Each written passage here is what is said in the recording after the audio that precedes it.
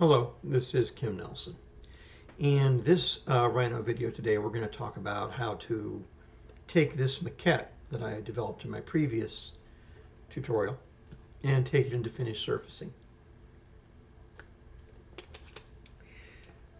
First thing I'm going to do is save this out as the next level, otherwise I'll lose that forever.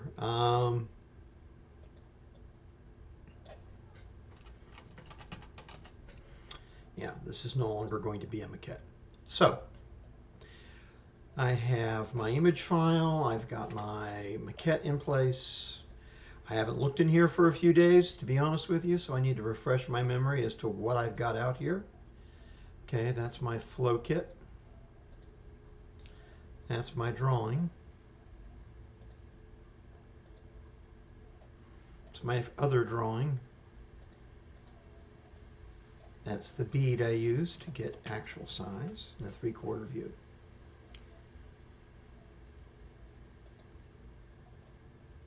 I am still waiting to see where my flat object is. There it is. Yeah, I was getting a little concerned. Okay.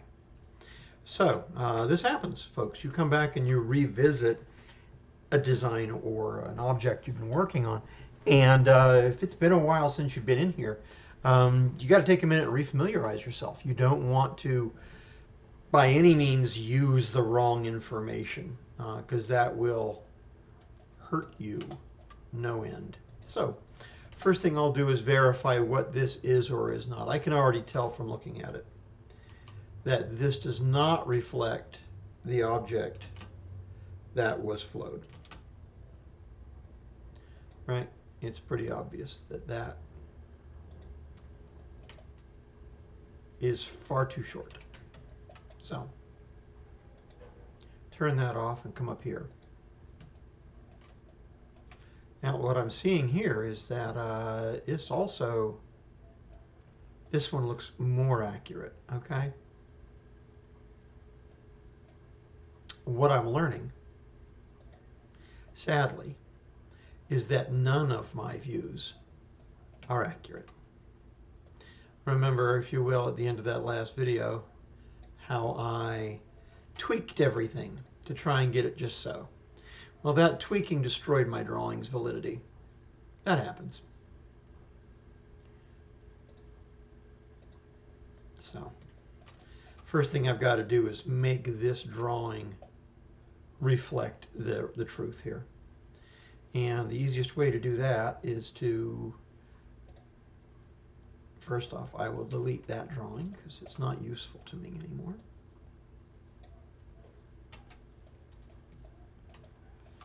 And that frees up a layer for me to use.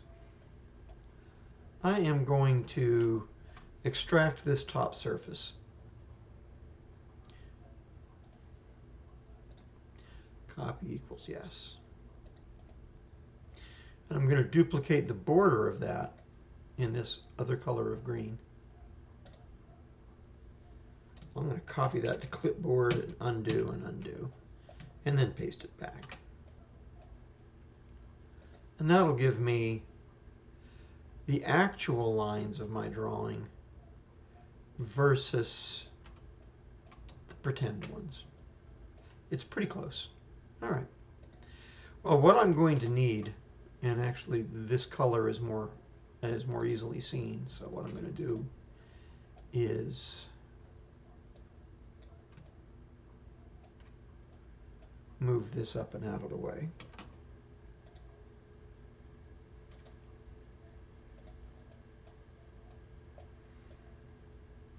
Put this on that same layer.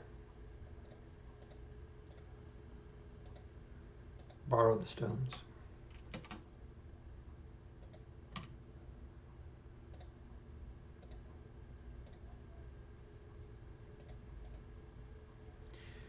And then group this and put it in storage.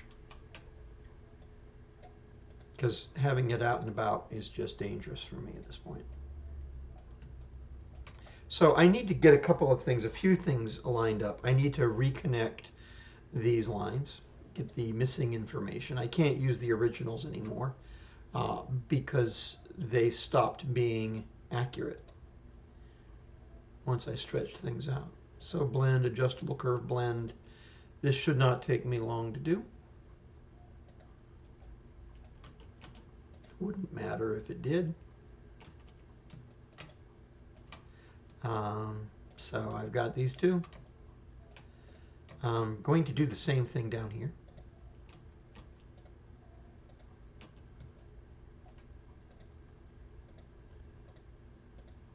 Okay. And I should be able possibly to mirror these. If I can't mirror them effectively, then I'll have to rotate them 180. Nope, they don't mirror properly, and actually there's something strange happening here. So I'm going to back up just a minute. I didn't explode these. And in not exploding them, my blend curve went to the wrong place.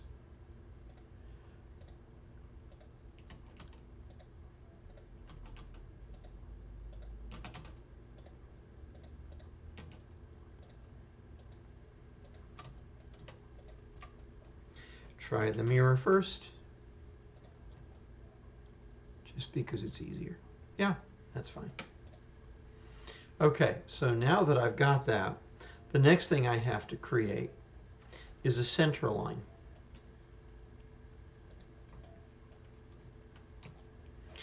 The easiest way to do a center line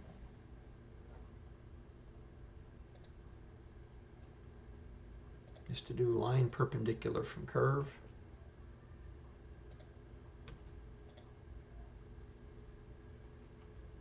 That's a good place to start, and that's a pretty good place to end. I'm going to trim off the excess for both of these.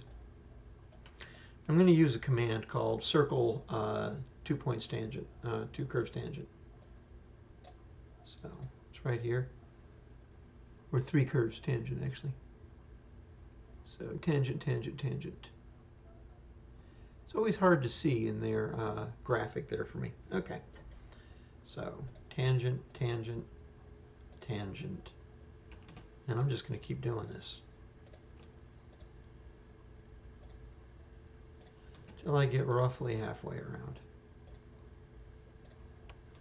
I'll do it over here.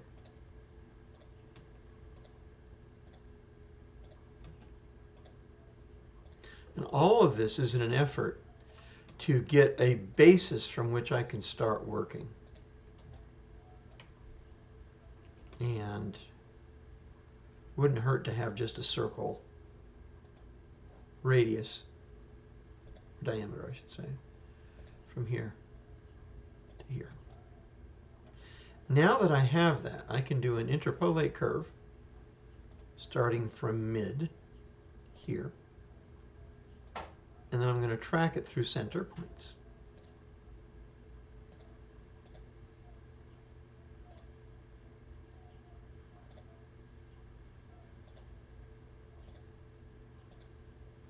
And end it on a midpoint.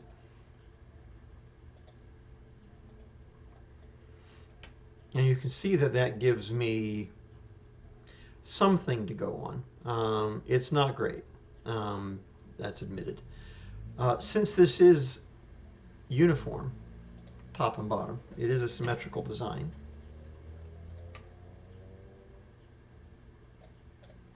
And I'd like to tell you that I've done all this before this recording. I don't ever do that. So this is me solving the problem as I go. I'm going to trim this off, extend that by arc to point. Actually, what I'm going to do is I'm going to pull a straight vertical out of here. And if I blend that,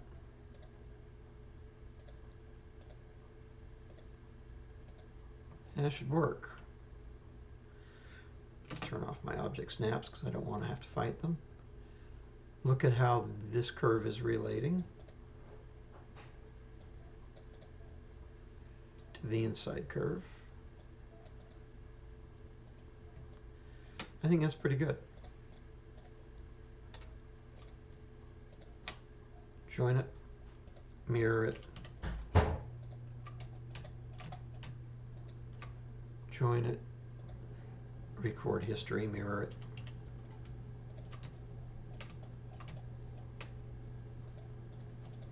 And I could copy it to clipboard and just undo, undo, undo, and paste it back in, or I can go through and clean up that reference geometry I created. And one's as good or as bad as the other. Okay, so I've done that here. Now I'm going to do the same thing through here. And this is going to become much trickier because I have this shape that I am working with.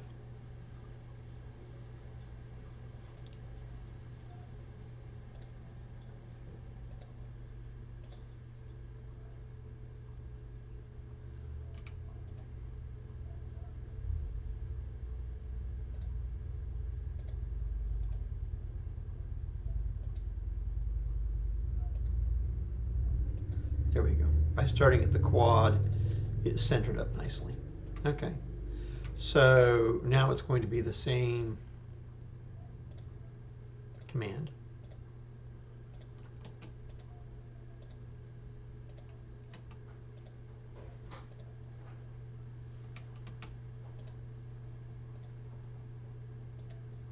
All right. And that will give me a starting place to go from.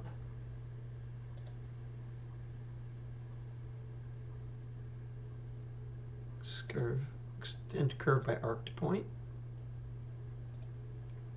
Center snap, center snap, center snap. Pause, because I'm going to want this to be smooth in the middle. So center. Pull that straight horizontal and do a blend curve.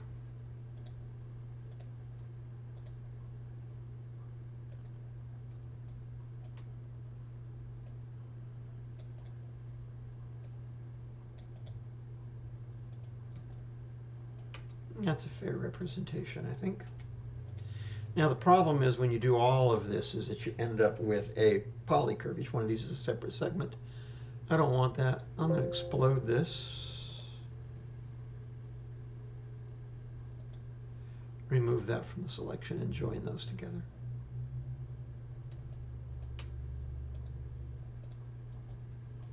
I'm going to rebuild this. That much of a curve I can probably handle with 17 points, 4th degree curvature.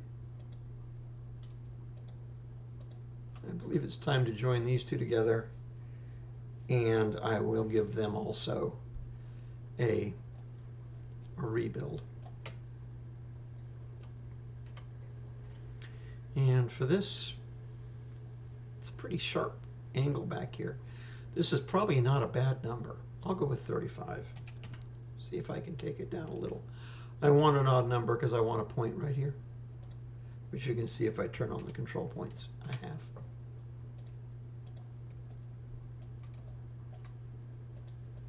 I can delete that whole portion over there. Record history, mirror this over. Turn on points. And do the whole hop on and slide off using ortho to keep that smooth in between. Join these together.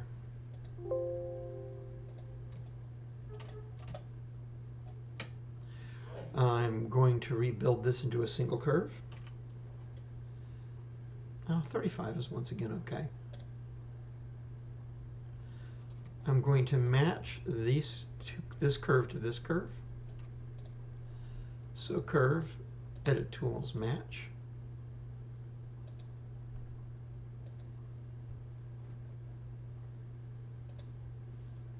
I don't want it to average curves. I only want it to move this top one.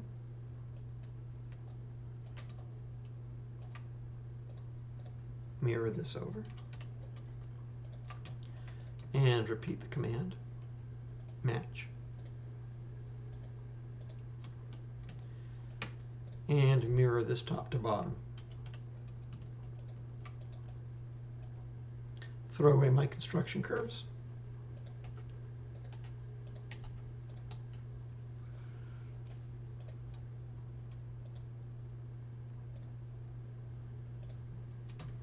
I'll group those for now and put them on the same layer as the other outlines. These would need to be joined into at some point. I'm not going to bother with that right now.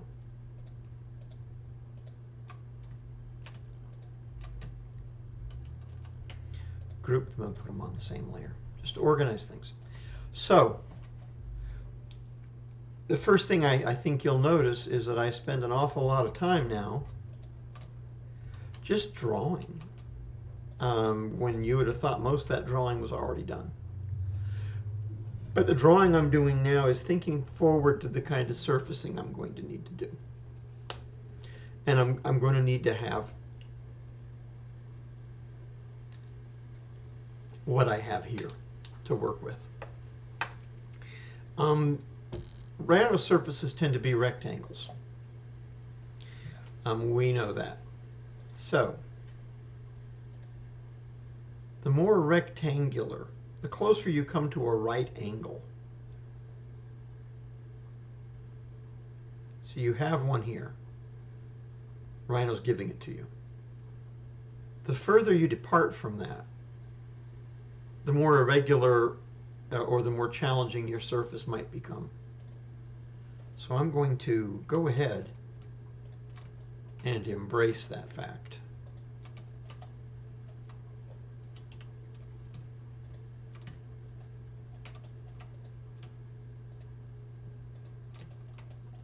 And I'm going to split out these curves.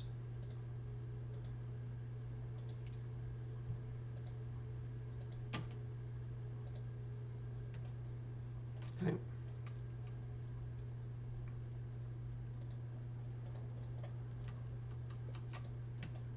These appear to be joined. I don't want that, so I'll explode them. Don't know why only that side was joined. Ungroup these. Ungroup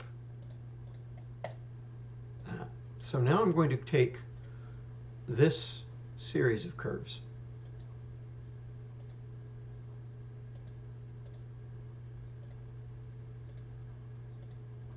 See, I'll start with the outside. I'm going to join them together. I'm not going to want a polycurve, so I'm going to rebuild it. It's got 171 points. It can easily be handled with 35.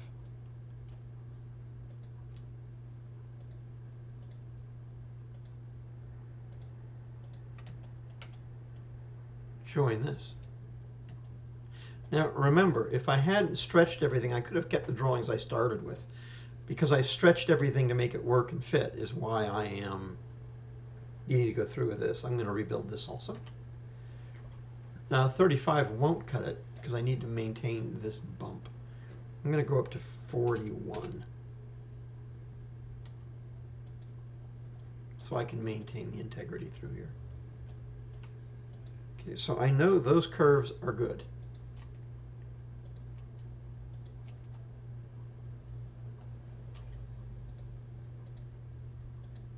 So I'm going to delete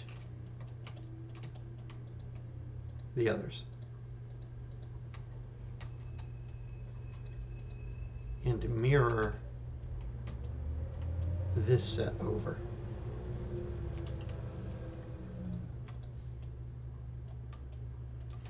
Also, I'm going to need to split this at the same point.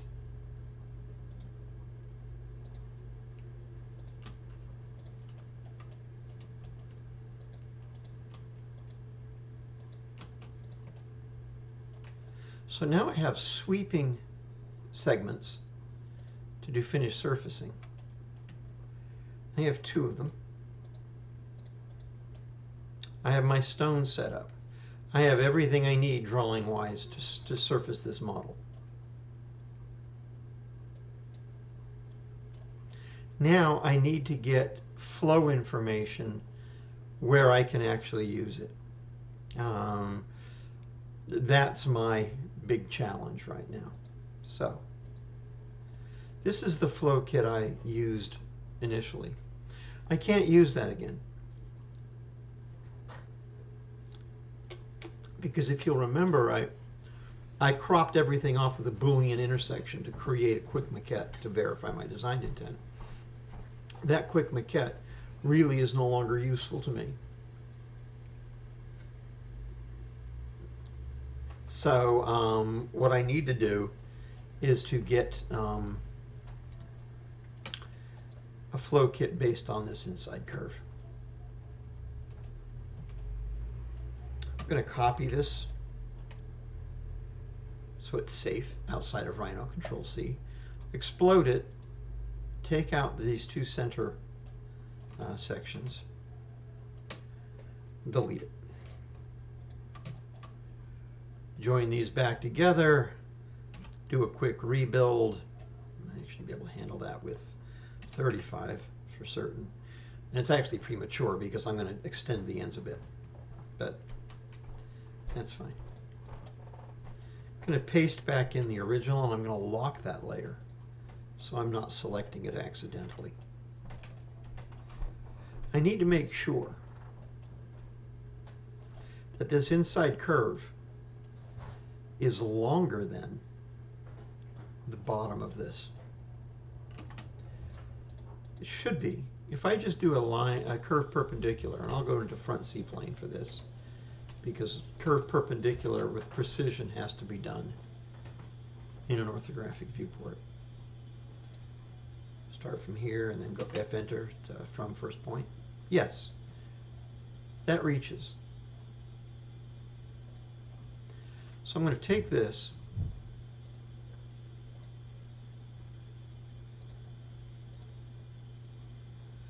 and I want it to follow along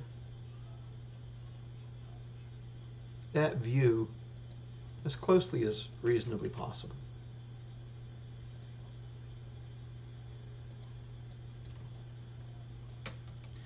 Now I need that piece on the other side. Remember, it always creates a polycurve when you do extend.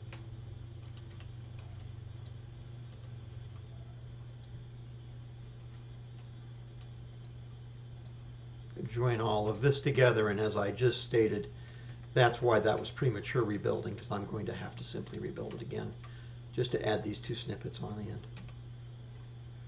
the end. Sure, I'll go with, I think 35 will still work fine. And that's good.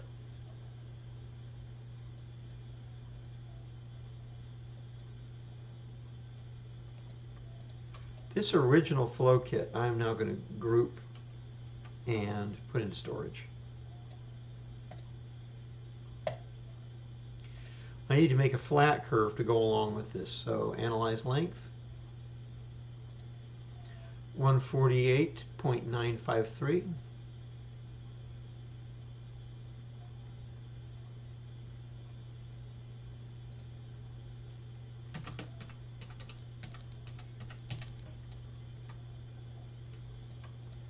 Grab it from the middle, mid-snap, put it in the center of the workspace, 0, 0, 0.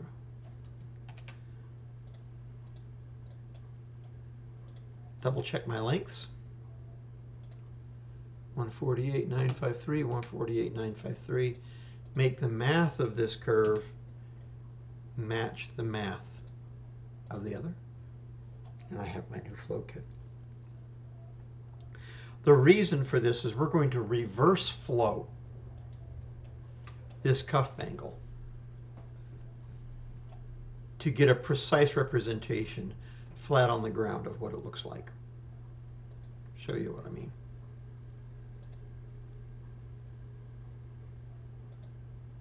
Flow along curve. This time I will pick the front view or curved line and then hit the flat one. See, you can flow and you can reverse flow. There is that object slapped back down on the ground. Okay? That is very useful for me. I can now put this in storage. And this is now my main new object. Now, as you can probably imagine from looking at this, this is a mess in a lot of ways. This actually is not ideal. There's a lot of sophisticated surfaces in here, a lot of crowding of isocurves. It's not an elegant thing, but it's an accurate thing. And right now, that is more important to me than elegant. I'm going to go ahead and recreate the surfacing for this.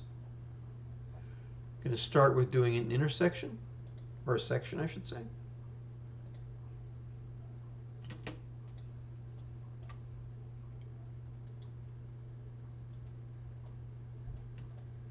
Okay. That's interesting. Don't like it. Going to extract a surface, copy equals yes. There we go. Put the full object away, and I'm going to untrim this.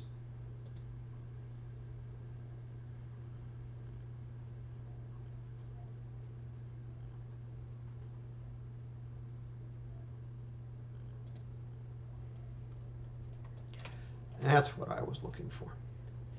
And from this, I will get a section down center using grid snap.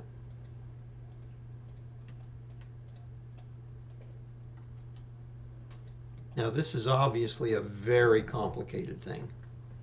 Much too complicated for my needs, but I'll leave it for now. The bottom of this should be a relatively flat surface.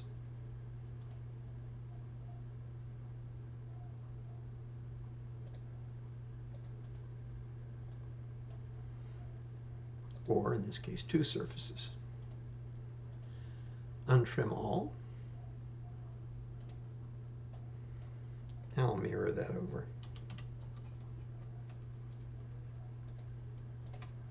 Join them together, and I'll draw a section of that as well.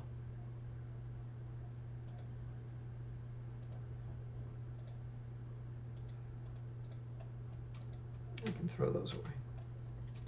So that's my object. If I bring this back, you can see that that cleanly describes what it is I'm working with.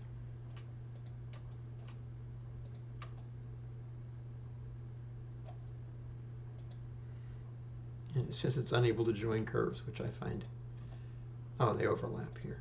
Okay, it doesn't matter. I'm not going to keep the ends anyway. So I come to here.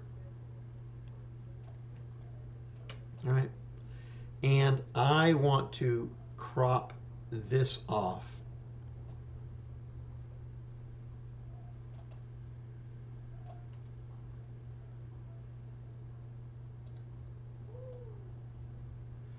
In such a location. Now, what you're seeing here is that this doesn't line up. How concerning is that? I've gone through all of this trouble to make this work, and look at how they don't line up. If I were a Rhino student, I would be in a panic right now, unless I remembered how I created this object. Remember, the outside curve, using it as a flow, is going to give you a longer object than using the inside curve as a flow. This is actually expected.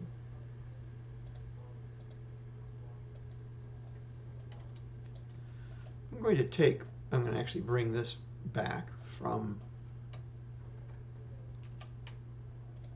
storage so I can access it. Turn off storage. Lock that for now. Grab all of these, group them, just to make life easy, and transform, flow them along curve.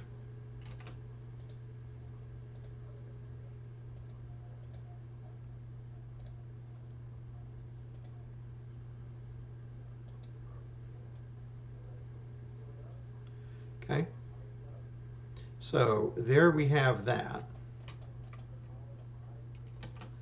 going to move this out of the way for just a minute. Now, this is where it gets dangerous, because if you don't have a good memory, you can hurt yourself. We have to remember what our manufacturing process was with this. Okay? When we made the maquette, we actually did a flow line that was slightly above the top of the surface, because we wanted to be able to use a nice clean boolean to make our maquette.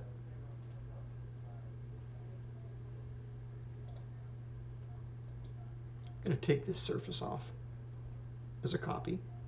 Copy equals yes. Untrim all.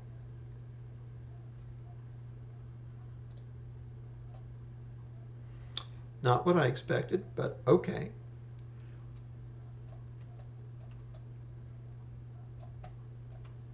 I'm going to split this out.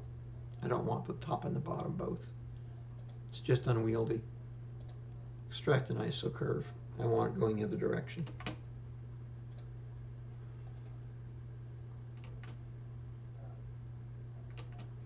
Here we go.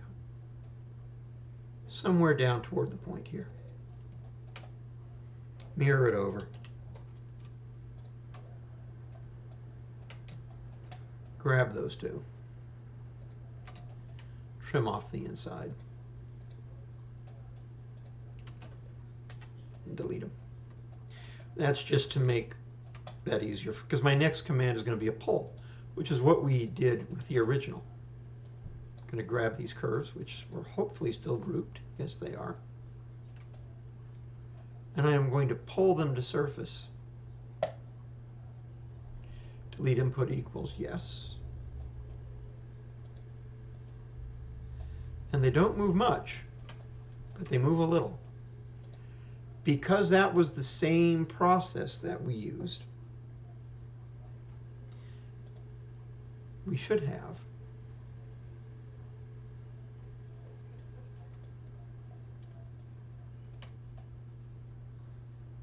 Can you see how they agree? Our curves are exactly where we want them. Okay, so that's great news. I'm going to group them together again. I'm going to bring back my new flow kit that goes around the inside bore. Okay, and I'm going to reverse flow.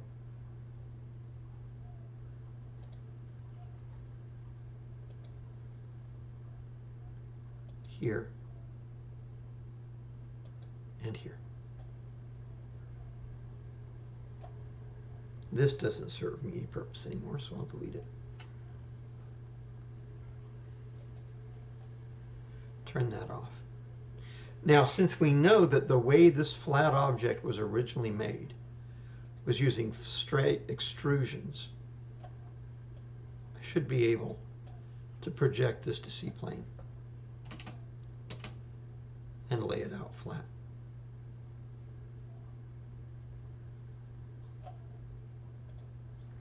And if I now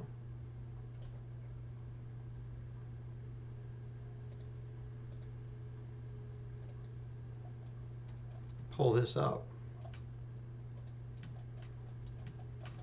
you will see I have a very good corresponding drawing down below. Okay, so fine. I have what I need. So back to where we started from, or where we left off. There's my new top view. Obviously, the curves on this are going to be insane because they've been flowed and reflowed and reflowed and reflowed. There's a lot of fun rebuilding in my future. And here's my front view.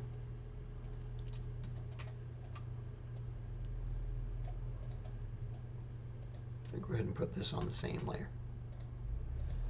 They're in different locations, so it'll be easy enough to keep them straight.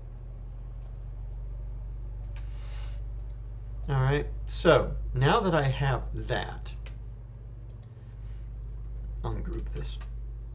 It's important to me that this gets cut off long enough that I have enough room to create this portion at each side. I don't want to make it too short, this top surface. So I'm going to do a cutting plane, a front C-plane.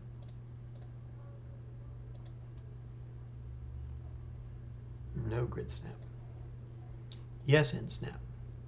I'll grab this furthest out point, hold up, and there I have it.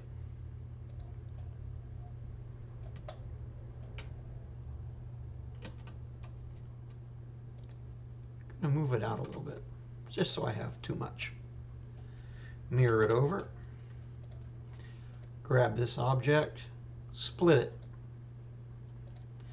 using these two. I can now discard those. And I want to create a nice, smooth curve here. All this wobbling and stuff is not really my speed for what I want to model with.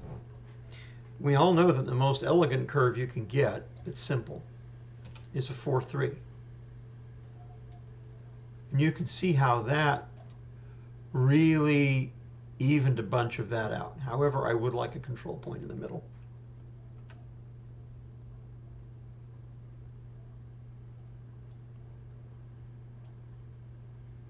Okay.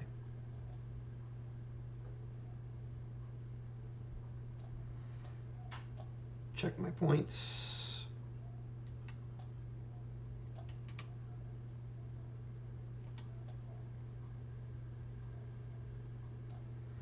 Check my curvature graph.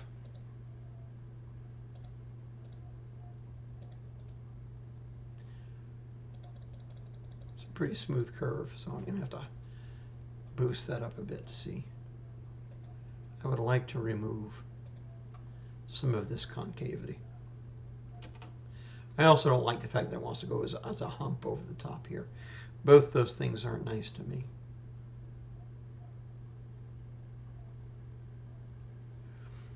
But here's the thing. I don't want the center to climb. I want it to stay and for these to go up. And to do that,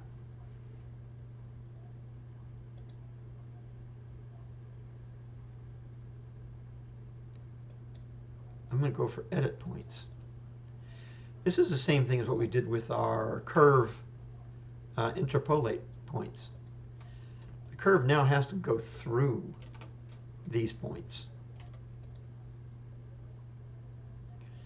And that pins that center point down.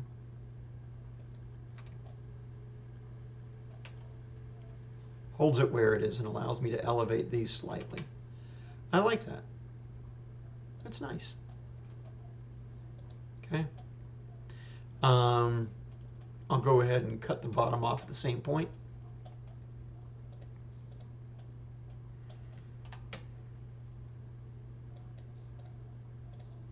Oops. I just want to use some different layers to keep straight what we're doing here. If you notice that I've spent an awful lot of time and I haven't made anything yet. I have unmade a couple of things. That I've done. It's all this preparation. Please be paying attention because the preparation is where it's all at, folks. I'm going to split this.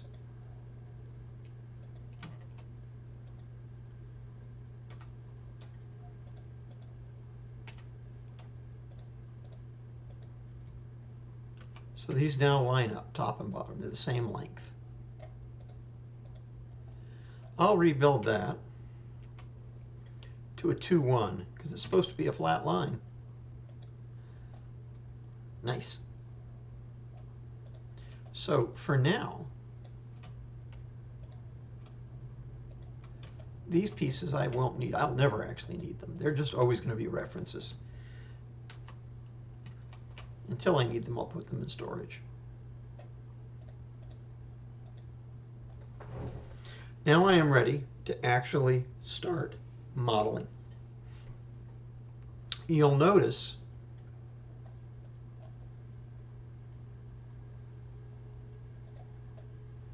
if you look at this, that this starts high and goes low, and that this starts low and goes high. It's the same object flipped, rotated. So I only have to model one of these. And I choose to model this one, which means I can delete that one. I want to check what the math happened. What happened to these in math? Yeah, look at that. 135 points. No. I made this on the first one with 41.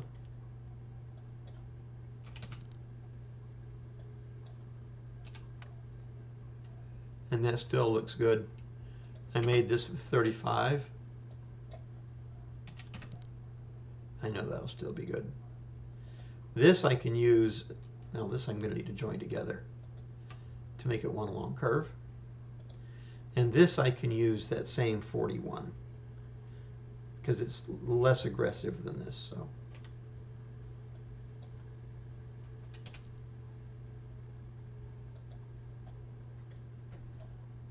and remember, I want it high here and low there. Fine.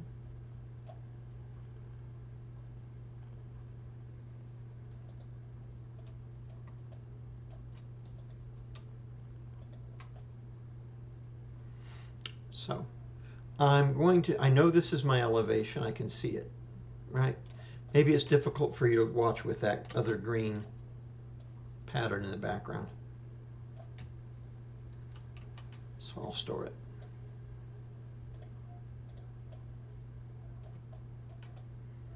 That is my elevation. My highest elevation is this. I have that already.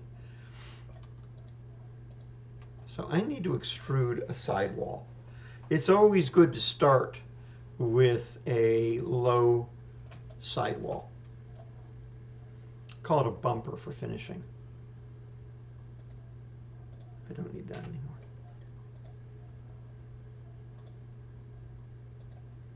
So I'm going to extrude the bottom of this up about 0.8 of a millimeter. One direction only.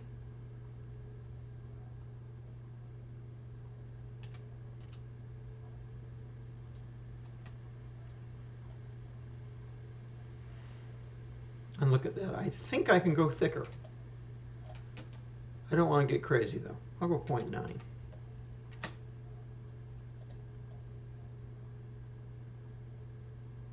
Okay. So I know that. Now the thing I can tell the most definitely is what happens at the end point here. Okay? I need to have this be the same thickness or same height as this, so I can create a cross section. And since these are both the same elevation, I will have the same cross section at both ends.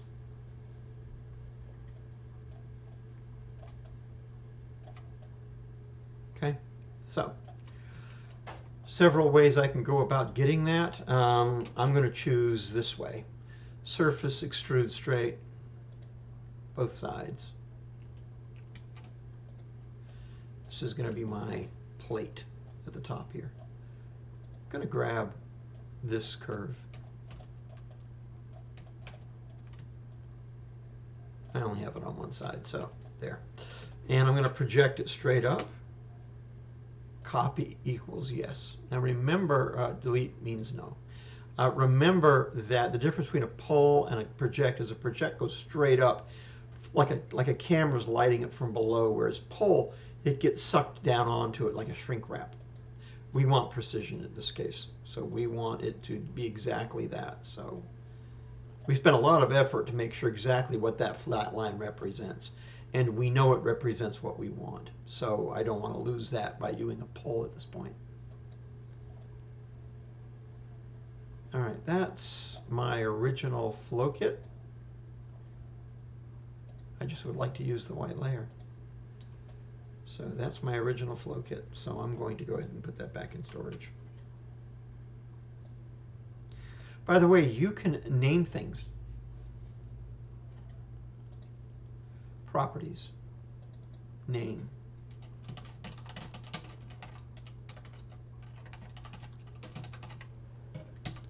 So if I ever get confused, I can look at it by its name.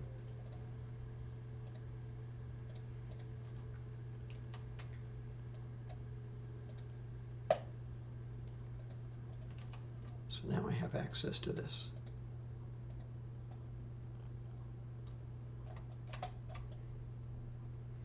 I can mirror that over. I can project this up as well.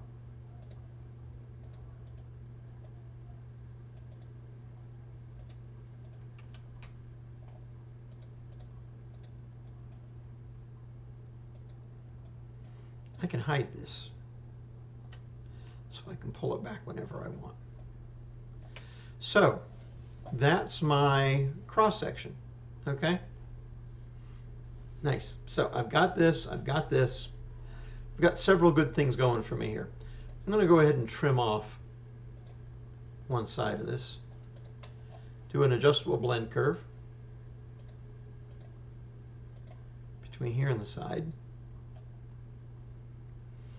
I don't have anything really fancy in mind for this, so that's probably okay. It's probably a little more rounded on top. That's a little bit loafy for me, I think. That's pretty good. Now I can't use a mirror because I don't have anything on an orthographic left to right, up and down sort of direction. So I'm going to need to blend curve the other side. But see, since I used it coming into a straight line, it'll come off smoothly. Yeah, some similar adjustments here.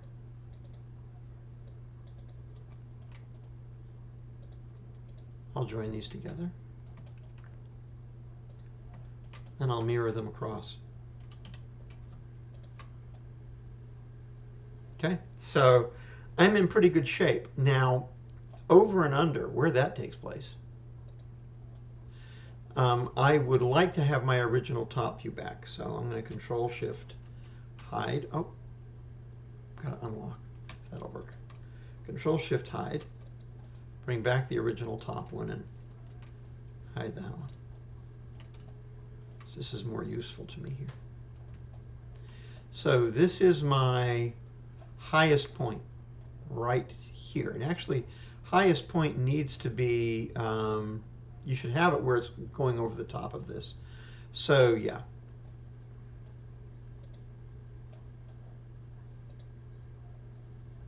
I'm going to go ahead and draw a curve perpendicular.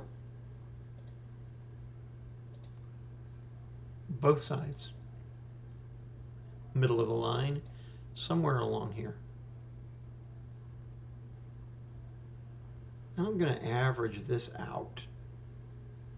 Something like that, between the two distances here.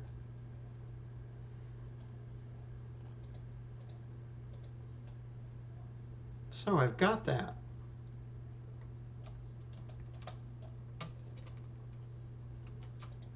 Bring this back down and project this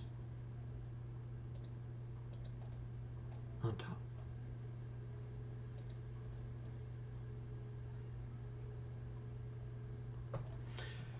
So that's my next cross section. I need to maintain full height through here.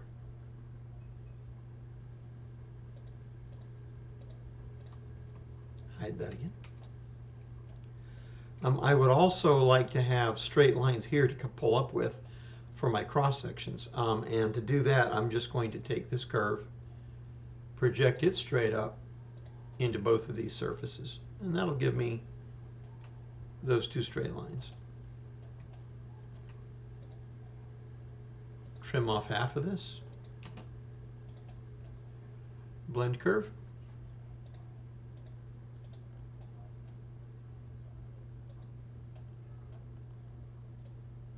Here I'm going to want to keep that kind of loafiness because I'm going to need it as I come in and go over the top of the other piece. In fact,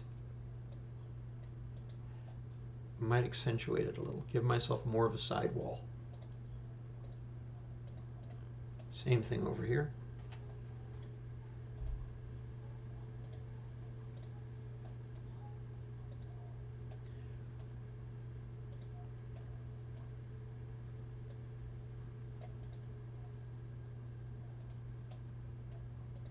Join these together.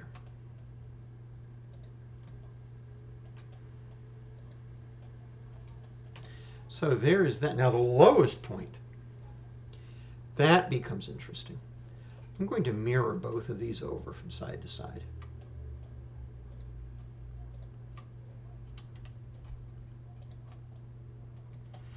Because whatever elevation I come up with over here, all right, it needs to be low enough to pass underneath this. That's important. So let's take a look. I'm going to copy this surface, or offset it, or move it, anything I want. Doesn't matter. Some way to bring it down. I'll make a copy.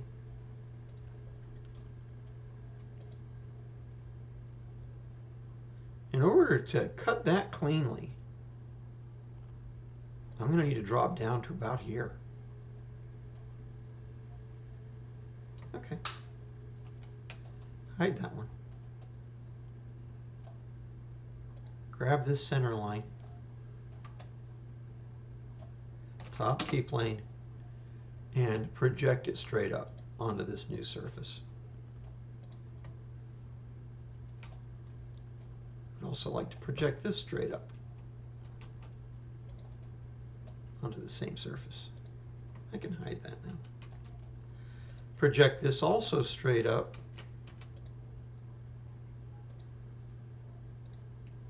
onto these two sidewalls.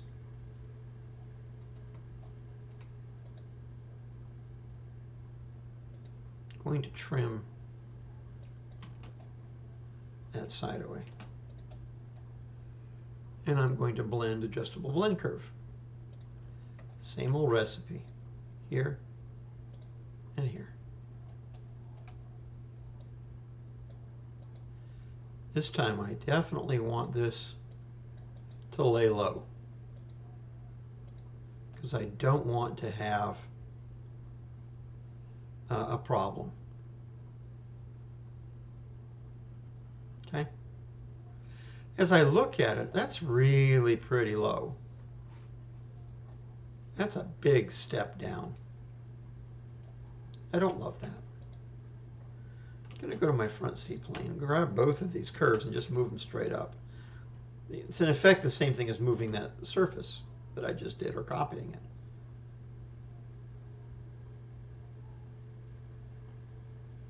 I like that better.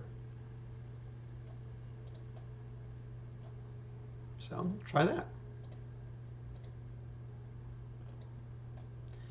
Once again, pulling down so I get a nice rounded effect. Yeah, I think that's nice. Still might be too low.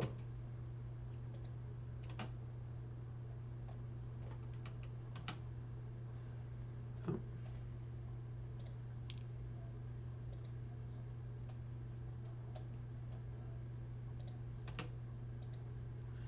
Blend. This curve. No.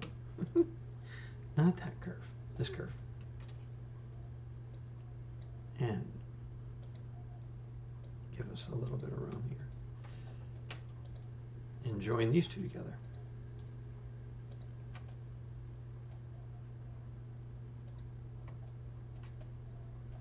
Okay. I can delete this now. I can delete that now. So that's my high cross section. That's my low cross section. This is my average cross section at both ends. Cool. What I need to do now is I need to create a line here in the front view that will give me this information, so I can create a center line that works. Easier to do than it sounds. Front C-plane. I'll use dark blue.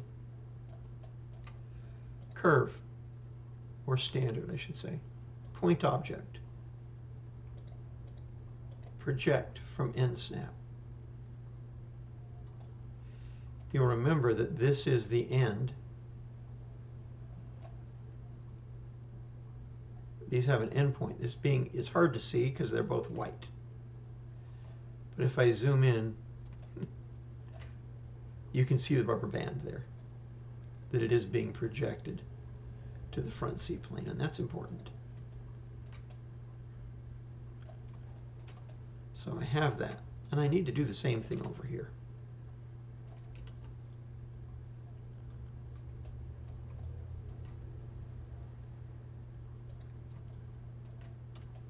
That's important because I need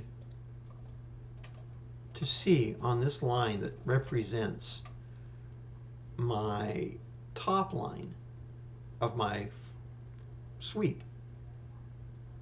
I need to see how and when it comes in and out, up and down. I'm going to do an extend curve off the end of this.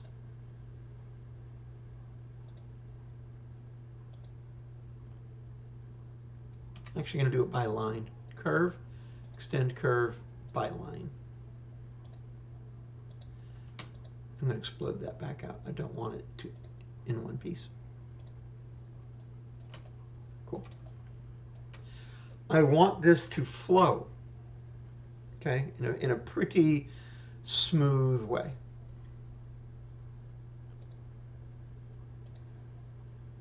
And in this case, I believe that a flat line, which once again will give me the bottom of a circle, is a pretty nice average between these two.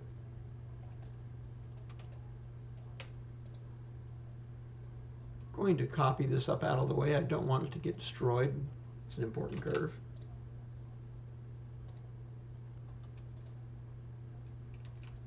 Yeah. But now I'm going to split it.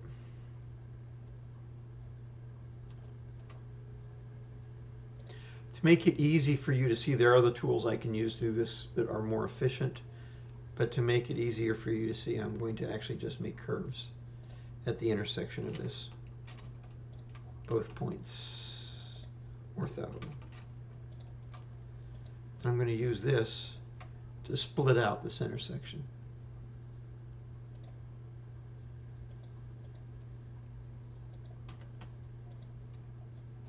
And now I'm going to do blend curve. Adjustable blend curve.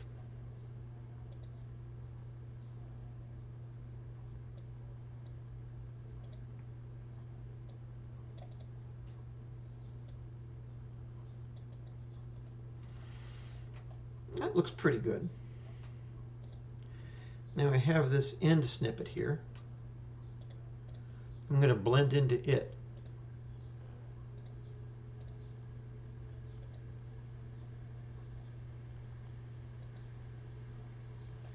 And you can see that's harder to get to work nicely. It's quite a step down, and it creates quite a swing here. I would like it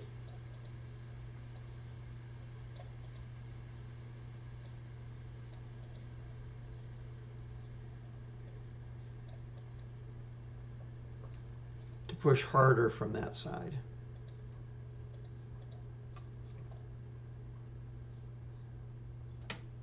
So this is where it bends and how it bends.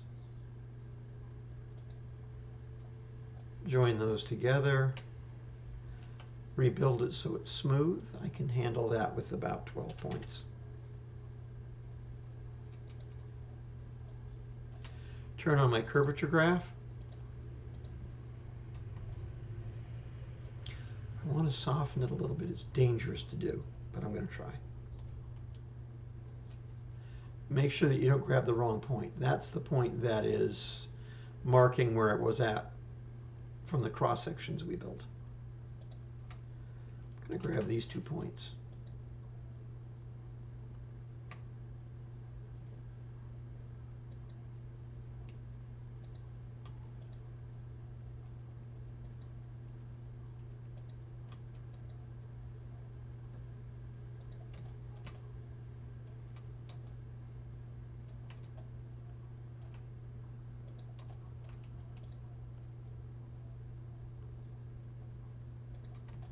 No, I don't want to mix with the point at the end, because at the point at the end, second to the end, I should say, these 2 points are based on this curve. If I move either one of those, I lose my flow, my smoothness.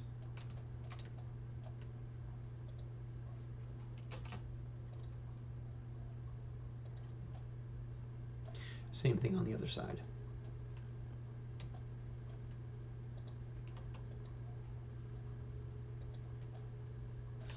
That's pretty smooth. Throw this away, throw that away, throw that away. Join these two together. Throw this away,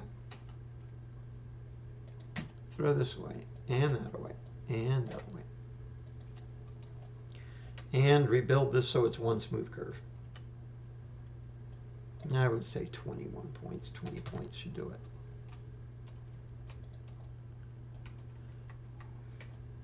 There we go. So this one curve now, I can extrude and create a horizontal surface, a flat surface, that I can project information up onto to do my sweeps, right? I know that this curve is inaccurate now, because it can't be accurate.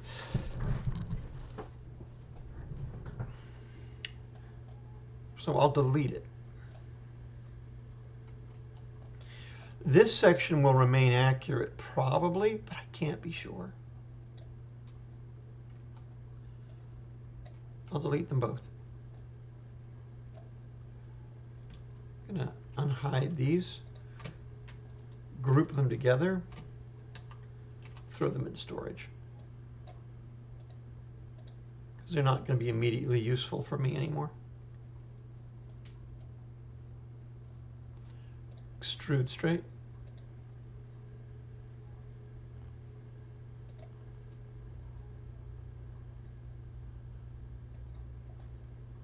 And there we go.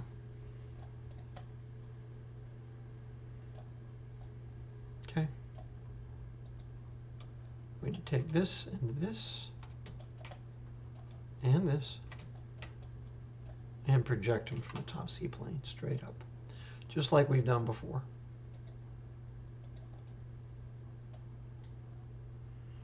With delete option equals no. Go ahead and hide this now. Going to move this back down quick. I wanted to preserve it, but I don't want to get confused with this. I'm going to put it in storage.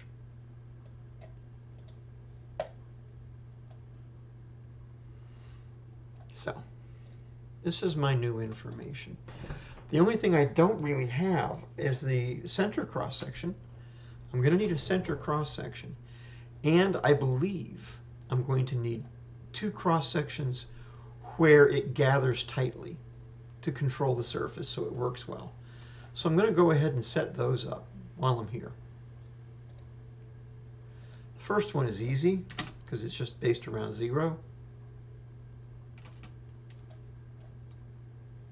Straight back.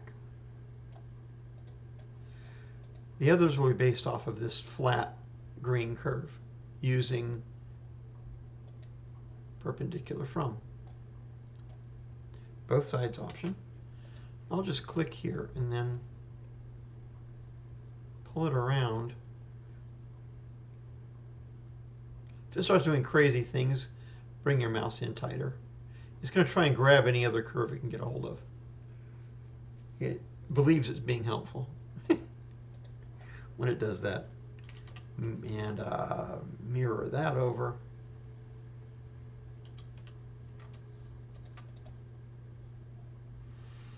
And pull this information also up onto that surface.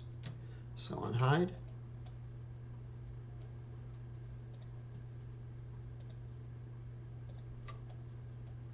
Project. Delete equals no. Rehide that. So that's everything we need, with the exception of side lines here from the side walls. To get those, going to select all those cross-section lines, project them straight up, and grab these two rails, these two sidewalls. And they're small and hard to see, but they're definitely there. And now I can go ahead and do my sections again. Trim.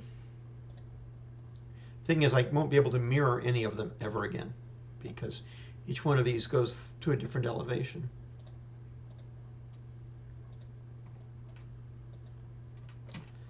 Hit the wrong curve. Hit the wrong curve, so I'll start over here first. There we go. I recall I wanted a fairly steep sidewall on this one because it's the tallest. Delete the other side of this curve.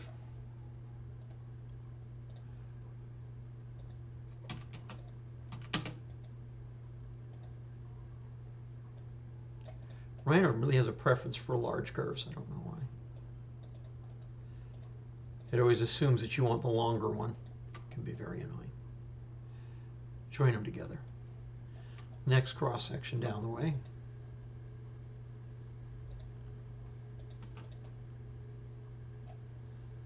Blend curve. Get too close to the bottom. There we go. I think that looks fine.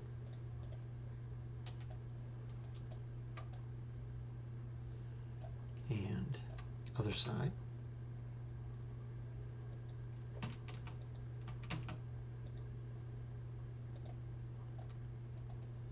That's fine. It's meant to be a join. Okay. Center line. This is important because I have a lot going on in here. So this one I probably want flatter on top than any of the other cross sections.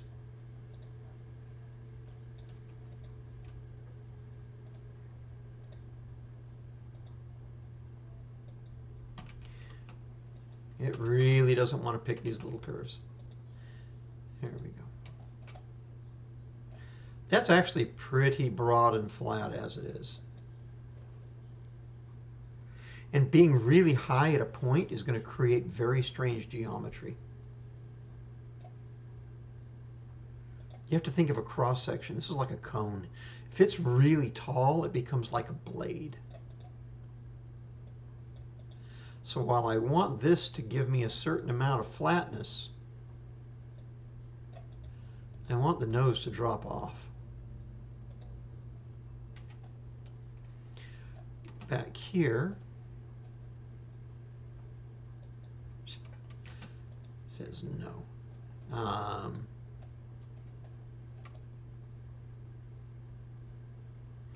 Because of how I've rolled the end off over here, it feels odd to have a high shoulder back here. I'll go with that for now. Join them. Next cross section down the way.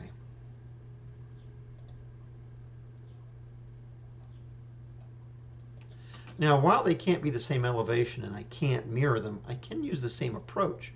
If you'll remember, for this neck, this narrow cross section, I just accepted Rhino's instincts on it. Yeah.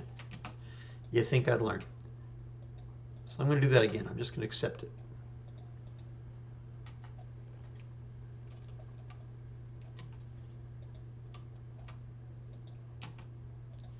And join them together. Now this last cross section I'm going to draw for now, hopefully, is going to be the lowest one. So I'm going to want this to fall away pretty dramatically, pretty round on top.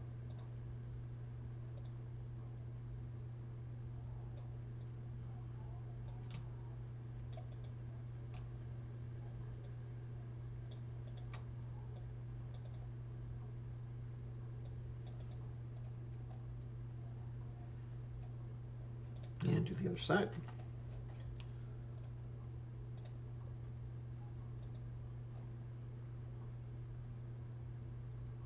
I'm not even seeing the curve.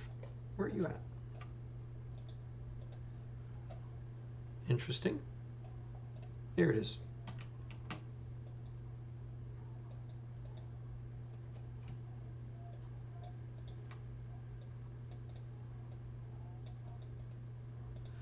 join them together. And I now have a full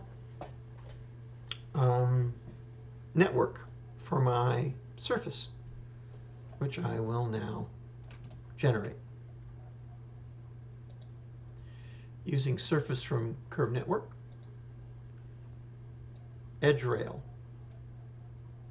top rail, edge rail,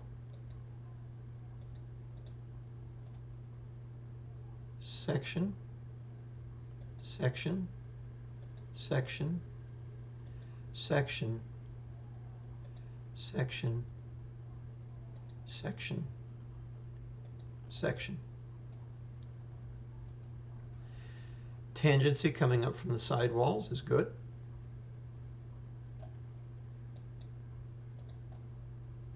And there's the surface. Join.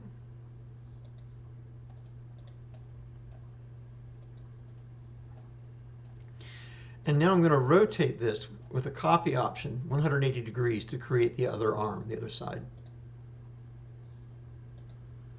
Around 0, copy equals yes, 180.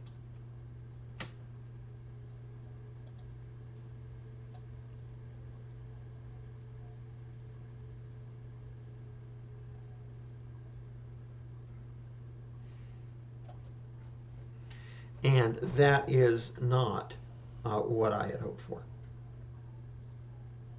Okay. You can see that while it's tall, it's not tall enough.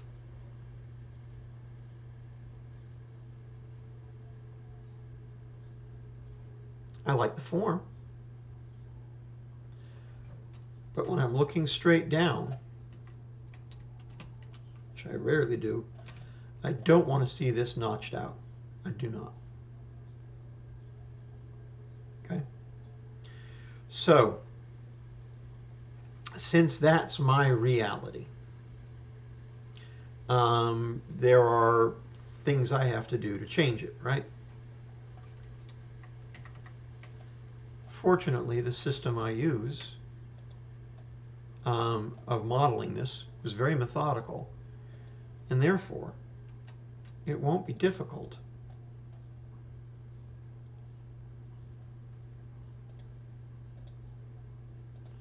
to correct. Okay? Obviously here I need to try and get more elevation, and here I need to try and remove elevation. I like everything else pretty much the way it is. So delete that surface. Hide this for now. Explode this.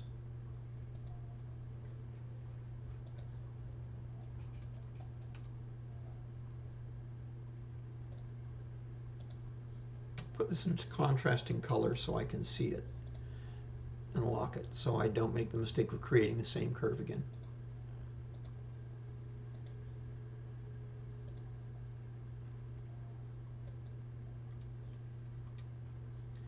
I'm going to use the Shift key so I can adjust both sides at once.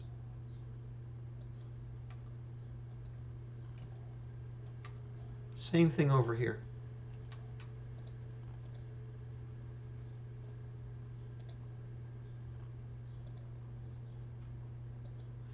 Now, those words I use, methodical, predictable, that's what CAD modeling is all about, folks. Setting up a system where you get predictable results saves you a tremendous amount of grief. So I can bring this back now and see that that is going to buy me a little bit more. But the real challenge, or the real place for this to get resolved, is down here.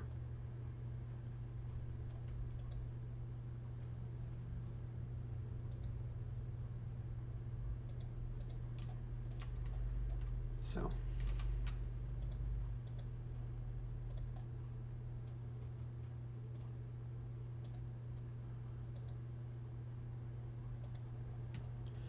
need to use the Shift key and pull these both back about as far as I dare to do.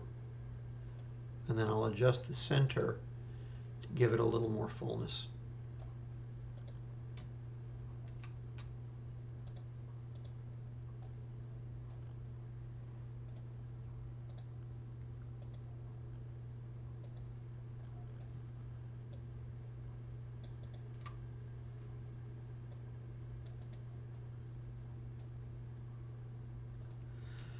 That's about all I can get away with. It may not be enough. I can't really read it because it's hidden inside of there. So I'm going to now mess with this one, because the way this is coming in from here could also be part of the challenge. And while I was just using the default, you know, whatever Rhino wanted to give me, it might be wise to not do that.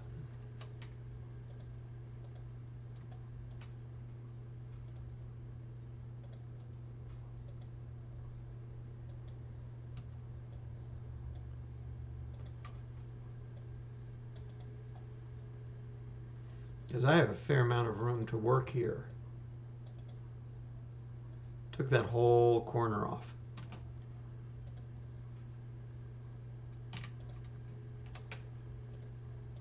Put that on the locked red layer so I can see what I'm doing.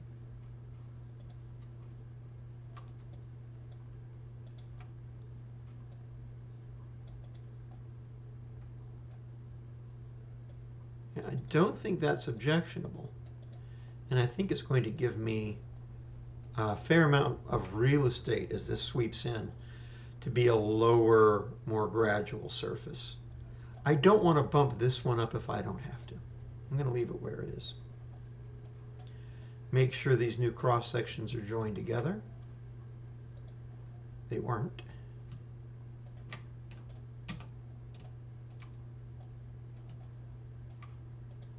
That one is. And resweep.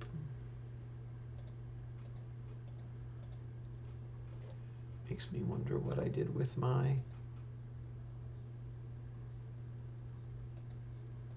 original model. Well, that is interesting. I must have deleted it when I was going crazy with orange because it was on the orange layer. Fortunately, it doesn't matter because they're the same.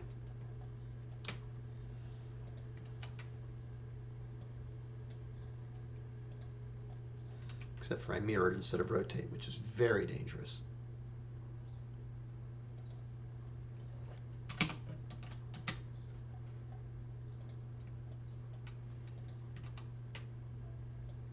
A mirror would have given me a completely different result. So there we go. Going to strip the surface off the top. Copy equals no. And I'm going to go ahead and flow. Not flow. Network of surface. Network of curve surface. So surface curve network. So edge rail, top rail, edge rail, section, section, section, section, section, section, section.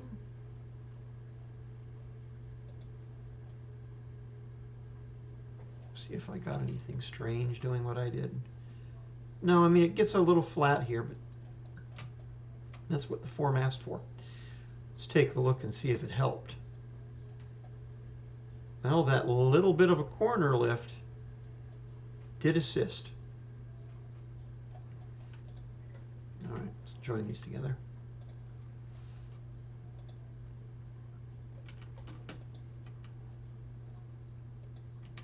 So funny. I want to join, and it's once again picking the biggest surface. All right, transform, rotate.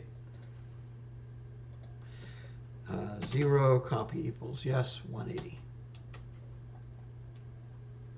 Make this a contrasting color.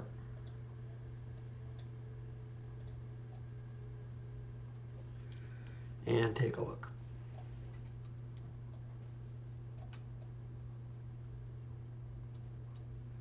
It's better.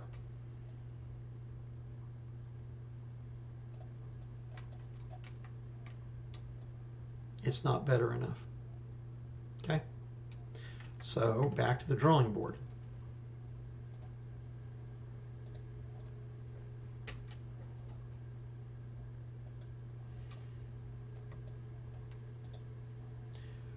Explode.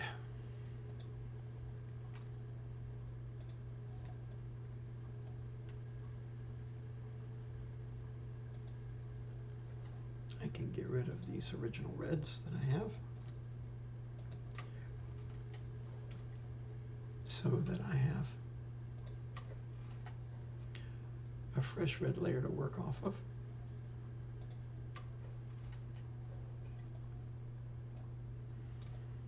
Okay.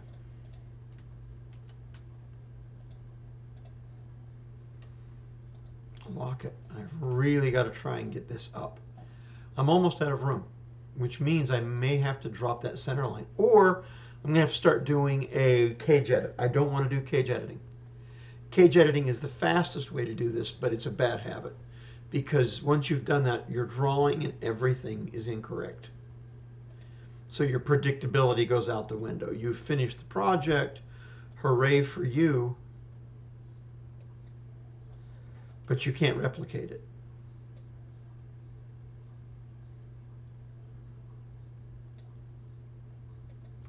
That's as pronounced as I can take that.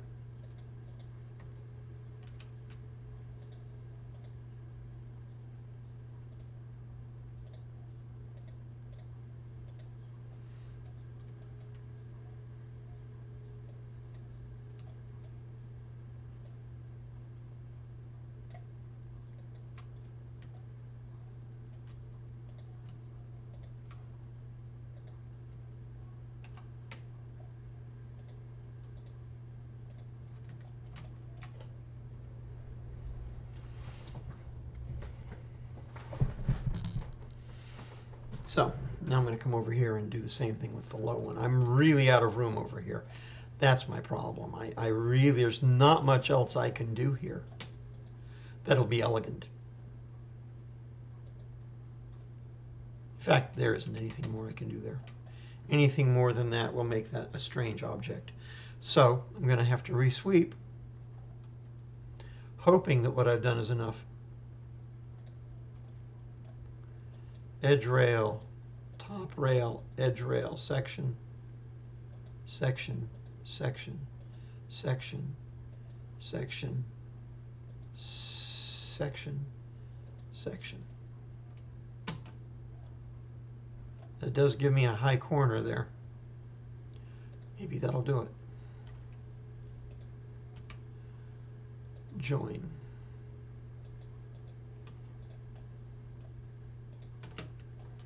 Mirror. Not mirror, rotate. Copy option, yes, 180 degrees.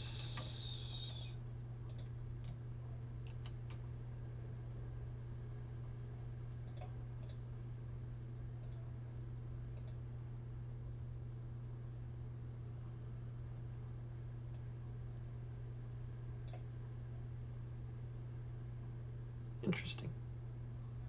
Back in the day, they would give you the layer as you selected, so you knew.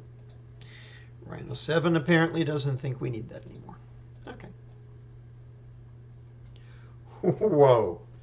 Whoa, that is close. That is so very, very close. Very, very, very, very close. The challenge is, frankly, this top line. That's the problem. It's enough, almost, but not quite. I'm sorry, this is what perfectionism looks like, okay? I'm going to do a lot more work on this, and I don't want to proceed until I have something that works, period. Delete that. I know this cross section is no longer usable. Delete that. I'm suspicious that this cross-section will also no longer be usable. Delete that. This should be okay over here.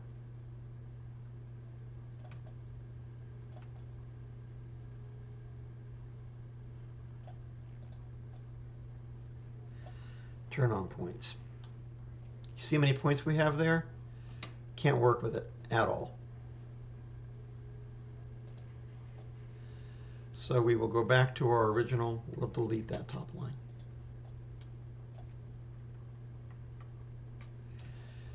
This is where it needs to drop. I'm in a straight front view, which you know for me isn't typical. Curvature graph on, points. I don't want to mess with anything down at this end. I've got to keep that flow. But I have to, at this lowest point, bring it lower.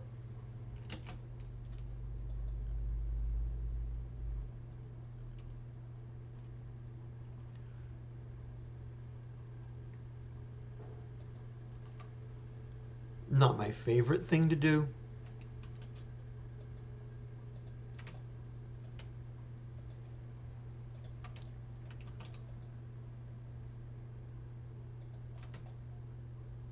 But really quite unavoidable. Fine. I bit the bullet, I did it, I'm not happy. All right, let's unhide the old one, throw it away. Extrude a new one. Front C-plane. So it extrudes the right direction.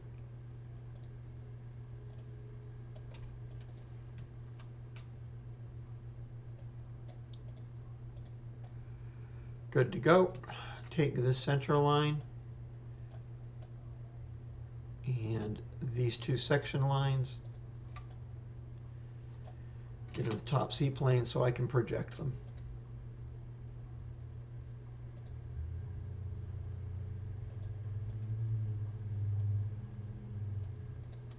Hide this.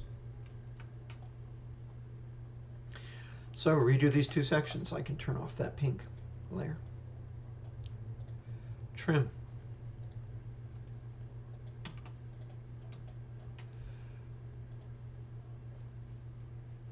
Adjustable blend curve.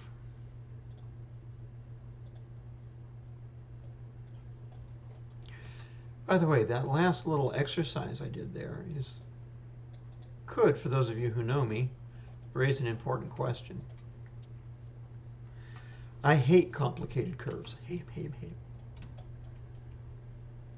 So why am I willing to allow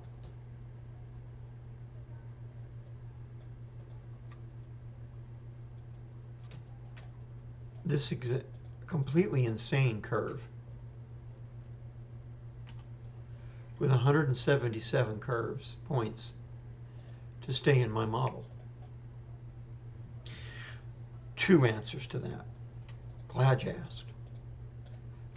First answer to that is because I'm using Surface from Curve Network as my surfacing tool, and it tends to simplify things a bit. So I'm not as likely to get a really crazy surface. But that's not the real answer. The real answer is because I don't intend to keep that curve. I will rebuild it down. There's just no point in rebuilding it down until I see that I'm getting what I want. And I knew I wasn't getting what I wanted first try out. However, I will probably rebuild it before I sweep again, because this might be it. This might actually... Sweeping takes no time. As I've pointed out 1,000 times, it's not surfacing that takes time in Rhino. It's strategy and preparing. I spent a lot more time preparing to sweep this surface than I'll ever spend sweeping it. So redoing a sweep doesn't cause me any angst. But I will go ahead and rebuild this while I have it. And of course not probably, I'll go 55. It was 41 flat. I'll give it a few more points to handle the three-dimensional curvature. Fine. And now I will surface it. Surface from network of curves, edge rail, top rail, edge rail, section. Section, no. Start again. Edge rail, top rail, edge rail, section, section, section, section, section, section, section, enter. Okay, join.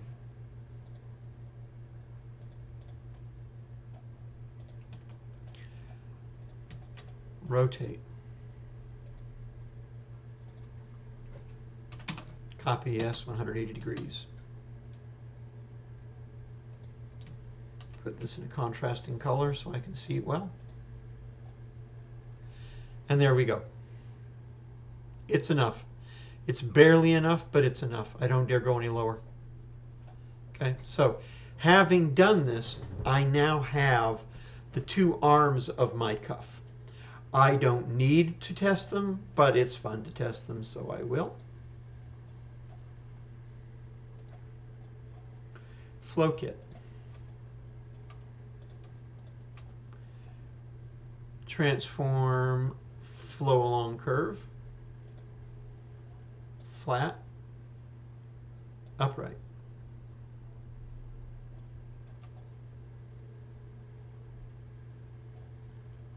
Cut those for just a minute. I can bring back my maquette.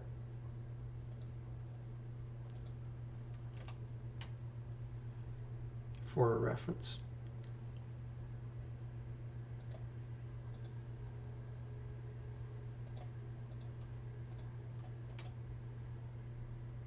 And you can see that my surfacing actually breaks out of the maquette in a couple of places. You can't see the other one because unfortunately the other one is the same color as this. So I'll fix that. There, now you can see it. Just slightly above, slightly under, but all in all,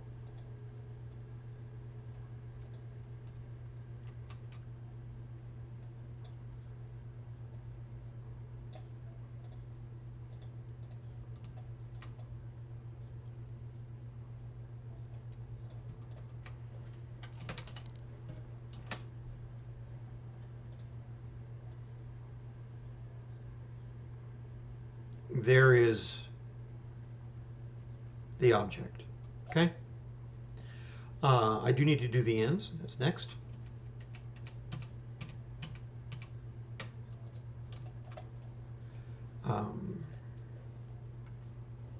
I will need both of these now.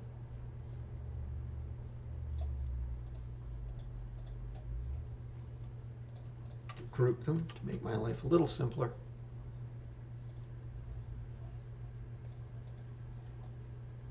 Here are my original curves.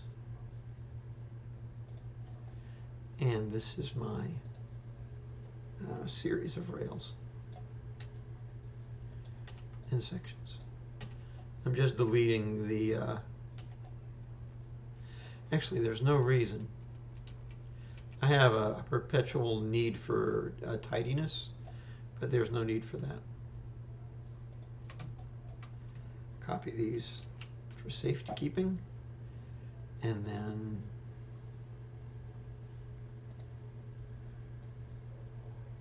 actually I need these and this.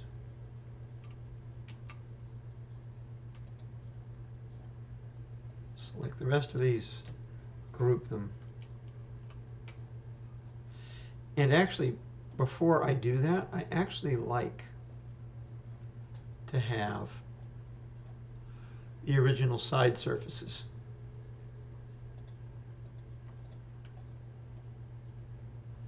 The bumpers here as part of that kit, because they're part of the flow. I mean, part of the sweep. I can't do it without them. Unfortunately, I grabbed the wrong ones. It's all right.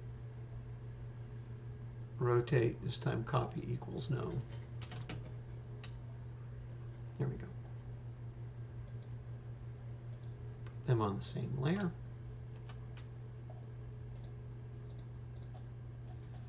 And now, grab all of this, group it together, and put it in the curve storage. And paste. Because these are the pieces I'm going to need to continue sweeping. This one I'm going to need a copy of, rotate it around.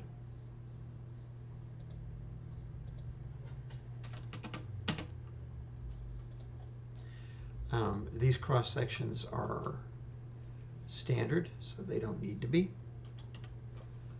rotated. They can just be copied or mirrored. I need a cross section at the end here.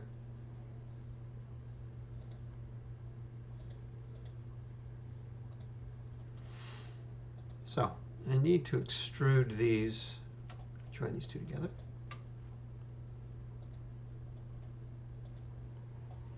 You see the bluntness here? I know that in real life it doesn't look blunt, so I'm going to let it survive.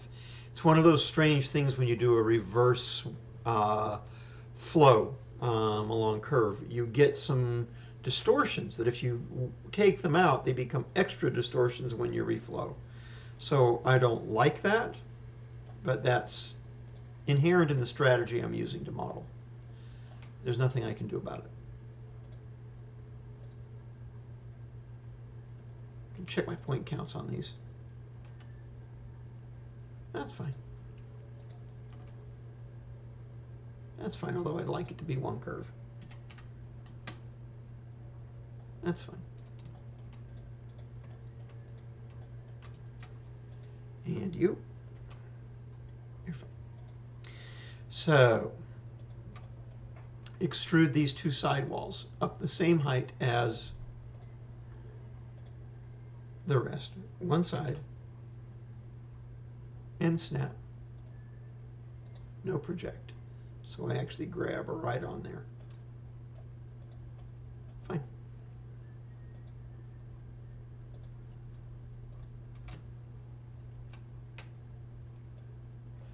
And I will make these in this green tone.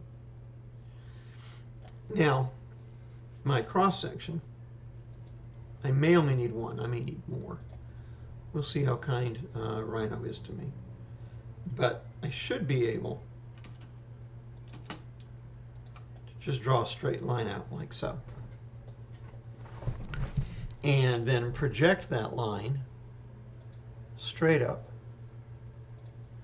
onto these two surfaces. For the top, what I need to find out is where this would intersect normally coming around. I have a few ways of figuring that out. I'm going to do it visually because that makes sense to me right now. I can do it mathematically. I can do it several different directions. But I'm going to start here, pull up a line straight out here. And then I'm going to do an extrusion perpendicular to this top C-plane, both sides, as a visual aid. And then I'm going to blend curve these two.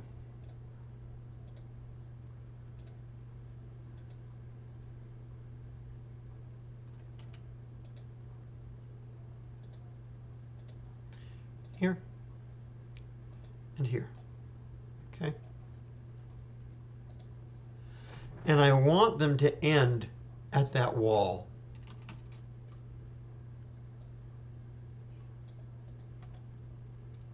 Doesn't have to be exactly at the wall. But I would like roughly at the wall. That's where they want to end up.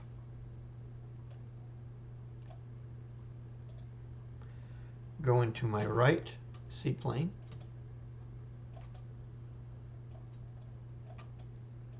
And I'm going to draw a line straight, horizontal, from the midpoint of this line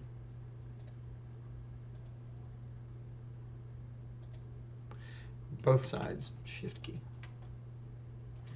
Now with right C-plane still active, I'm going to project that right onto this surface, which will put it right at the midpoint of this center line passing through, because that curve came off of that center line and was extruded outward, so it works. Project. This time I want delete input equals yes. And there it is. Now I can delete this. I can verify that everything's fitting the way it's supposed to by doing an intersect. I should get a point object, which I do. This won't match there perfectly, but we don't need that to do that perfectly. Nice.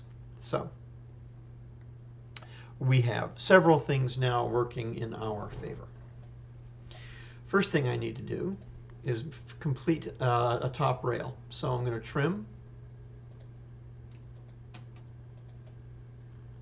I'm going to do a blend curve.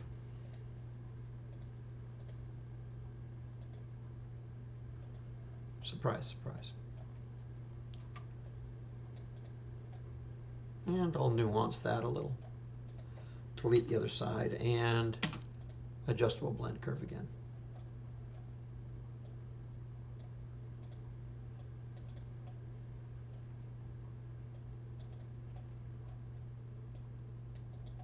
Okay, so now I have a curve that I know matches these perfectly in flow and intersects right where I need it. Okay. I'm going to rebuild it so it's a single curve, which is dangerous because it's going to shift things ever so slightly. I'll do it 25 points.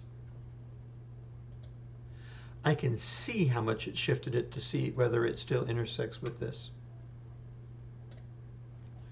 It does, so I am fine. And in fact, I'm going to use that intersection point, go into my front C-plane, and draw a line straight back.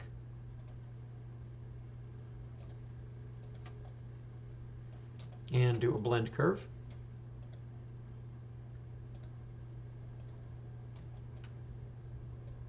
From this curve to this curve. And this is going to be a really tight turning radius. And when you have a really tight turning radius, you usually don't want to have a lot of meat in here. So I'll let that bank down. And another adjustable blend curve. Here to here. And just the opposite, when it's coming off to a fat flare, you can have more meat up here. But I don't want to make it too chubby, so that's fine. Delete that. Join these together. I'm not going to rebuild any of my cross sections. You may have noticed that. It's because I'm using surface from curve network once again. If I were using bi-rail sweep or something like that, that seam in those curves would show up as a poly surface. However, surface from curve network can only do a single surface, so it can't split it. There's no way, which is why it also simplifies surfaces a bit from the curves you put into it. Sometimes works for you, sometimes works against you. I can go ahead and delete this vertical construction line. I can delete that point object. I can also now delete this information I brought in because it's no longer useful. But I need my surfaces. Surface from curve network again.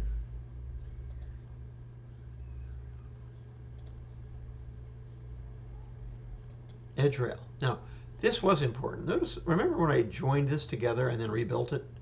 Well, I didn't join this. This was already one curve, but I joined these and rebuilt it. That was important because I'm going to use those edges of these surfaces as rails, and an extrusion will break a surface down based on where seams are in the curve. Since there are no seams in this curve, it's a single rail, edge rail. And then I have an edge section, outer section, and edge section. Now the challenge we're going to face here is as this whips around, especially because you have this slight elbowing here, it is not unreasonable to expect I'll get some unattractive surfacing. Let's find out. That doesn't look bad. And it's paying off that I took that meat out of here. It's allowing that to swing around in a pretty graceful fashion.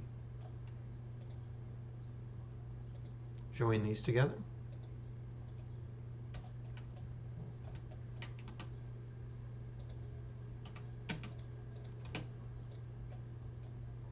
Oh, interesting. Unable to join surfaces.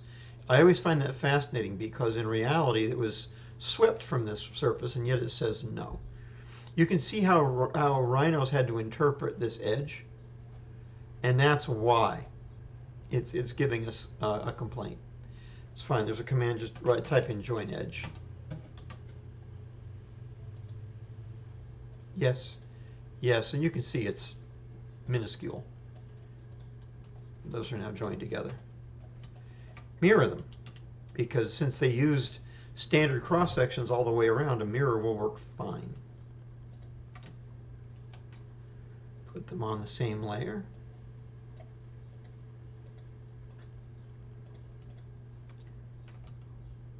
I'm going to ungroup all of these at first and then regroup them as a single group. And now I will do the, once again, a test flow. Here's my object.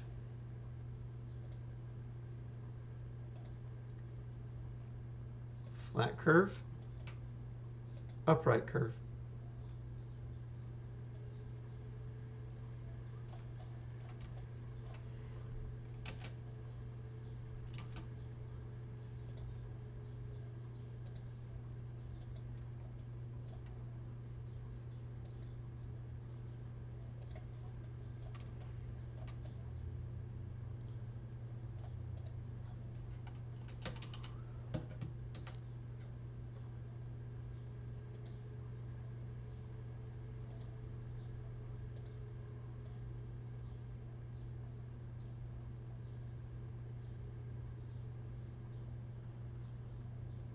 And there is the basic cuff. As you know, my design has settings in here. It also has some sculpted detail in the top. So this is not complete. This is not done.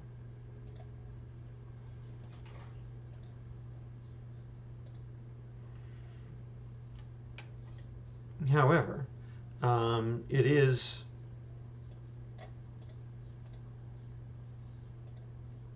much more indicative of what the finished piece will look like. But you can see how faithful the maquette was, how useful it was.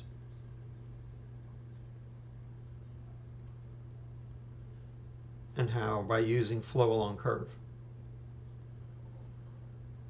I have created a nice cuff. And that's it for this video. Thanks for watching.